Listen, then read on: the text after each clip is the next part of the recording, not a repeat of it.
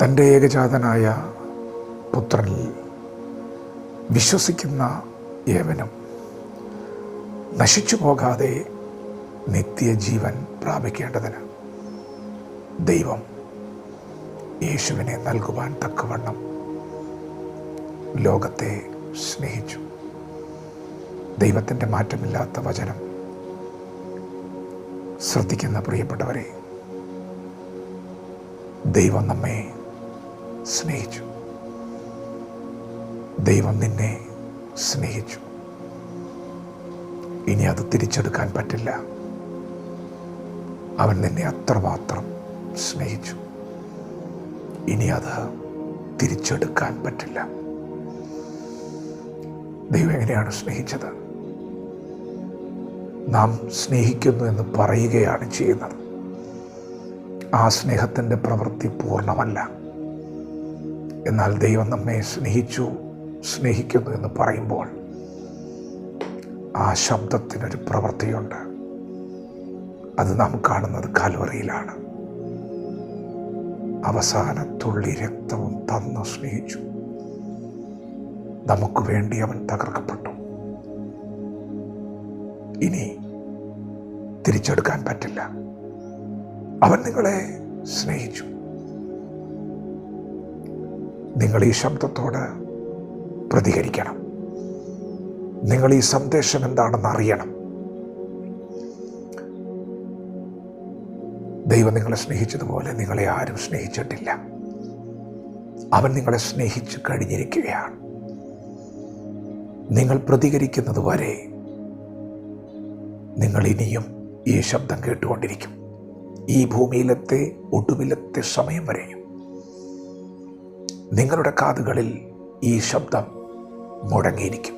ഇന്ന് പകൽ ഈ മീഡിയയിലൂടെ എന്നെ ദൈവം ഉപയോഗിക്കുന്നുവെങ്കിൽ നാളെ മറ്റൊരാളിലൂടെ, പിന്നീട് വേറൊരാളിലൂടെ ഇത് നിങ്ങളുടെ കാതുകളിൽ മുഴങ്ങും. കാരണം അവൻ നിന്നെ സ്നേഹിച്ചു. തിരിച്ചെടുക്കാൻ പറ്റാത്ത സ്നേഹം, അത്രമാത്രം സ്നേഹിച്ചു. യേശു തൻ്റെ ശിഷ്യനായ പത്രോസിനോട് ചോദിച്ചു. 3.5 വർഷക്കാലം കൂടെ നടന്ന പത്രോസ്, യേശുവിനോടുകൂടെ മരിക്കാൻ വരെ തയ്യാറാണെന്ന് പറഞ്ഞവൻ, പ്രഖ്യാപിച്ചവൻ, തൻ്റെ ജീവിതത്തിലെ ഒരു നിർണായക ഘട്ടത്തിൽ തൻ്റെ ബലഹീനതയിൽ പരസ്യമായി അവനെ തള്ളിപ്പറയേണ്ടി വന്നു. യേശു അവനെ ഒന്ന് നോക്കിയെന്ന് തിരുവെഴുത്ത് രേഖപ്പെടുത്തിയിട്ടുണ്ട്. ആ നോട്ടത്തിൽ പോലും സ്നേഹമാണ്. സാരില്ലാട്ടോ, ഭയപ്പെടണ്ടാട്ടോ, ഞാൻ വേഗം പോയിട്ട് വരാട്ടോ എന്നുള്ള ധ്വനിയാണ് യേശുവിൻ്റെ നോട്ടത്തിൽ വ്യാപരിച്ചത്. യേശു പോയി, ക്രൂശിക്കപ്പെട്ടു. ഗുരുവിനെ കാണാനില്ല. കൂടെ ഉണ്ടെന്ന് പറഞ്ഞതാണ്, കാണാനില്ല. എല്ലാ പ്രതീക്ഷകളും അസ്തമിച്ചപ്പോൾ അവൻ പഴയ പണിക്ക് പോവുകയാണ്. മീൻ പിടിക്കാൻ അതേ അറിയത്തുള്ളൂ. യേശുവിനെ വിട്ടൊരു യാത്ര, അതൊരു വല്ലാത്ത യാത്രയാണ്. യേശുവിനെ ആദ്യമായി കണ്ടുമുട്ടുന്ന ആ നിമിഷത്തിൽ തനിക്കുണ്ടായ ശൂന്യത യേശുവിനെ വിട്ടുപോയപ്പോഴും താൻ അനുഭവിച്ചു. അധ്വാനിച്ചിട്ടൊന്നും കിട്ടുന്നില്ല. നിരാശയോടെ മടങ്ങി വന്നവൻ കണ്ടത് അവനെയും കാത്ത് യേശു നിൽക്കുന്നതാണ്. പ്രിയപ്പെട്ടവരെ, നിങ്ങൾ എത്ര പിന്മാറിപ്പോയാലും അവൻ നിങ്ങളെ തേടി വരും. കാരണം അവൻ നിങ്ങളെ സ്നേഹിച്ചു. തിരിച്ചെടുക്കാൻ പറ്റാത്തൊരു സ്നേഹം. അവൻ നിങ്ങളെ സ്നേഹിച്ചു. യേശു പത്രോസിനോടൊരു ചോദ്യം ചോദിച്ചു. അതേ, ആ ചോദ്യം ചോദിക്കാൻ യേശുവിന് അവകാശമുണ്ട്. യോഹന്നാന്റെ മകനായ ശിമോനെ, നീ ഇവരിലധികമായി എന്നെ സ്നേഹിക്കുന്നു.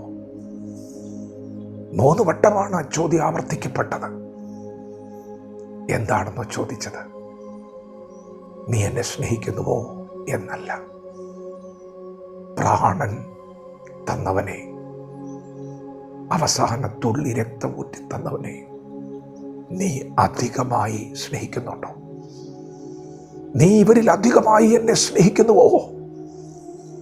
എന്തുകൊണ്ടും ആ ചോദ്യം ചോദിക്കാൻ യേശു യോഗ്യൻ. എന്തുകൊണ്ടും ആ സ്നേഹം കൊടുക്കാൻ നാം കടപ്പെട്ടവരാണ്.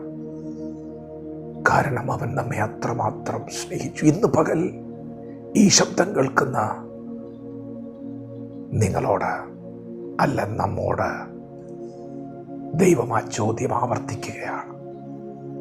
നീ എന്നെ അധികമായി സ്നേഹിക്കുന്നുവോ? ദൈവത്തിൻ്റെ ശബ്ദത്തോട് വേഗത്തിൽ പ്രതികരിക്കാം. ദൈവം നമ്മെ ഓരോരുത്തരെയും ഈ പകൽ അനുഗ്രഹിക്കുമാറാകട്ടെ. ആമേൻ.